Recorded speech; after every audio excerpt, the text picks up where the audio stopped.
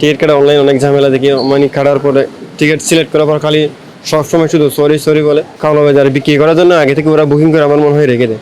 যারা দায়িত্বে আছে তাদের উচিত এটা সচেতন হওয়া জনগণের মাঝে, টিকিটটা ভালো করে যাতে পাই। আসলে ঈদের আমেজটা অনেক পরিবারকে নিয়ে করা অনেক সুন্দর লাগে, এই জন্য আগে থেকে ছুটি নিয়ে বাসায় চলে যাচ্ছে আর কি। আসলে এই যে আমাদের তো চট্টগ্রামে বাড়ি, এই যে কক্সবাজার বিভিন্ন এক্সপোর্ট আছে, ওইখানে পরিফে মিলিয়ে ঘুরতে যাওয়ার একটা প্ল্যান আছে। টিকিটটা অনলাইন কেটেছি। আসলে এই টিকিট কাটা অনলাইন অনেক কষ্ট, তবুও চেষ্টা করে অনেক কষ্ট করে কাটছি। আসলে টিকিট কাটা অনলাইন অনেক ঝামেলা দেখি, মানে কাটার পরে টিকিট সিলেক্ট করার পর খালি সবসময় শুধু সরি সরি বলে, তবে অনেক চেষ্টা করার পর পারছি। আসলে এটা যারা দায়িত্বে আছে তাদেরকে আমার মনে হয় অনেকেই কালোবাজার টিকিট বিক্রি করে, তারা বুকিং করে রেখে দেয়।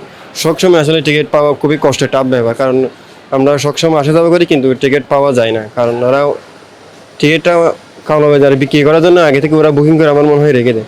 যারা দায়িত্বে আছে তাদের উচিত এটা সচেতন হওয়া জনগণের মাঝে, টিকিটটা ভালো করে যাতে পাই, এটা ব্যবস্থা করলে আমার ভালো হবে মনে হয়। তাহলে নতুন ব্যবস্থা মানে অনেক ভালো, কারণ নতুন বছরে সরকার গঠন করছে, তারা নতুন বছর টিকিট পাইছি, তাহলে অনেক ভালো লাগতে আশা করি।